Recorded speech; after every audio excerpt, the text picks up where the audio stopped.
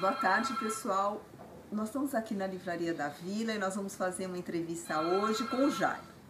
O Jairo é pai do Vitor Gurman, que foi atropelado no dia 23 de julho de 2011 por um jipe dirigido por Gabriela Guerreiro Pereira, quando caminhava em uma calçada, vindo a falecer 5 dias após o acidente.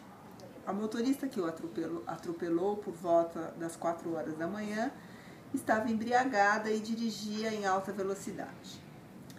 Bom, Jairo, eu queria antes de mais nada agradecer a você a oportunidade dessa entrevista e dizer que a gente sabe que é difícil para um pai falar sobre a morte de seu filho, mas a sua manifestação sobre esse assunto é muito importante para o nosso blog e para a sociedade em geral. Então eu vou começar fazendo algumas perguntas para você. Você sabe quantas pessoas morrem por ano em acidentes de veículo no Brasil? Bem, depois de todo esse tempo, a gente vem tendo dados meio alarmantes, né? Os números, eles são assustadores. Eu vou dar números de 2013, de acidente, quer dizer, acidentes. A gente fala que isso não é um acidente. Uma pessoa que dirige embriagada, correndo em alta velocidade, em um local onde não pode estar fazendo isso, obviamente é um assassinato, né? Só de mortes em trânsito no ano de 2013, no Brasil, foram 65 mil pessoas, né?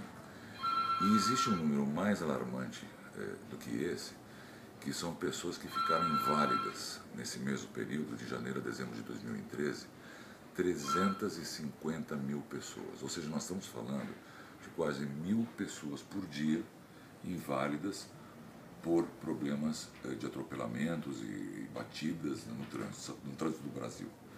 Esses números foram divulgados pelo DPVAT, foram números que saíram na revista Veja há um tempo atrás, que eu, inclusive, nem acreditei, achei que o número era absurdo. Liguei para o DPVAT e fui me informar que era exatamente disso que se tratava. O que mais revoltou você na atitude dessa moça? Beber e dirigir em alta velocidade, quer dizer, jamais eu fiz apologia contra a bebida. Não acho que a bebida tem que ser algo proibido, mas eu acho que o limite do indivíduo tem que ir até o limite do outro, né?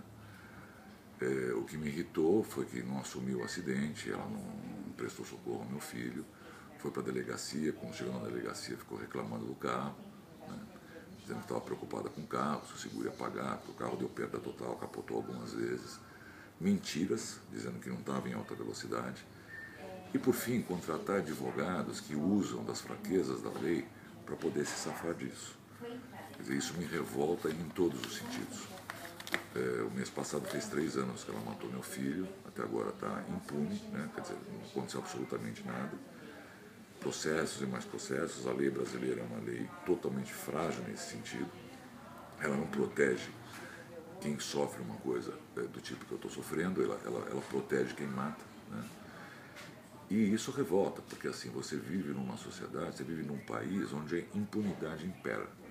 Então, mais do que a revolta com a moça, o que me revolta é que no Brasil é um lugar de impunidades.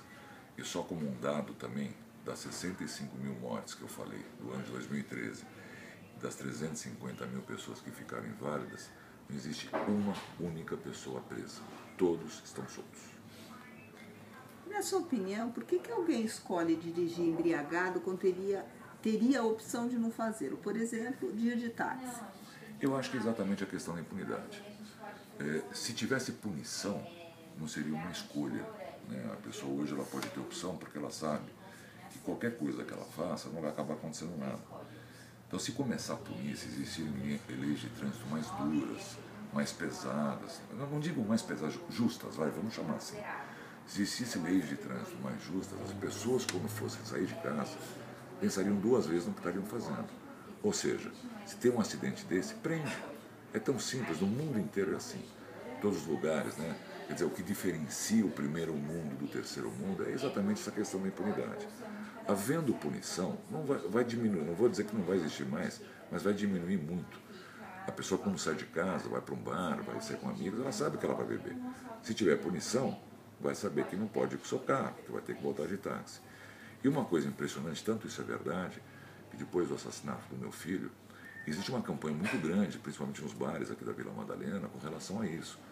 Então, ou um não bebe, dá carona para os outros 4, ou se vai e volta de táxi, quer dizer, se organizam, se fazem combinados para que não haja possibilidade disso acontecer.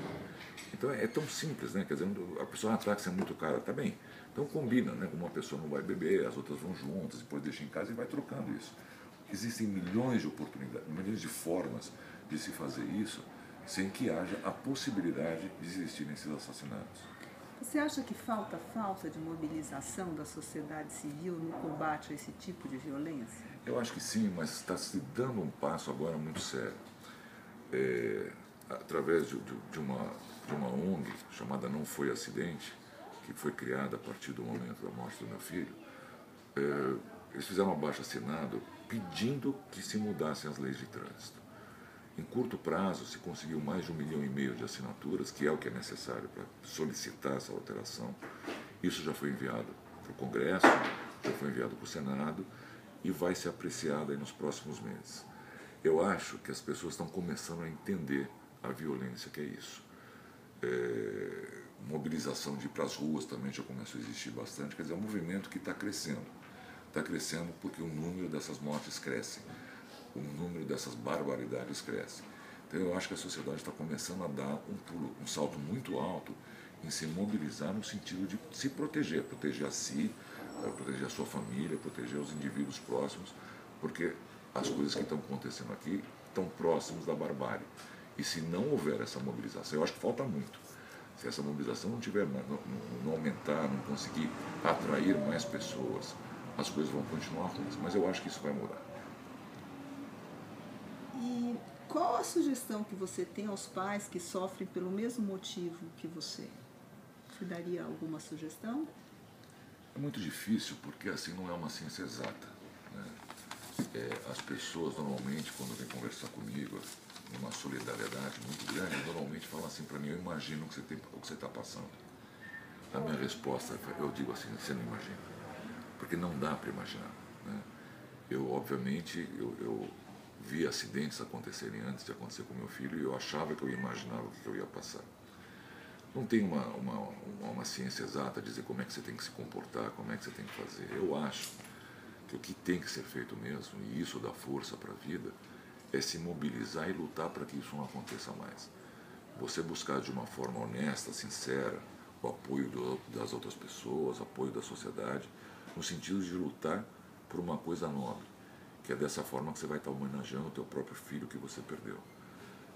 Não sei se é essa a resposta, mas essa foi a saída que eu encontrei, não para que isso doa menos, não para esquecer esse assunto. Você não esquece jamais, a dor é muito forte, mas eu acho que se entregar a essa dor não vai ajudar.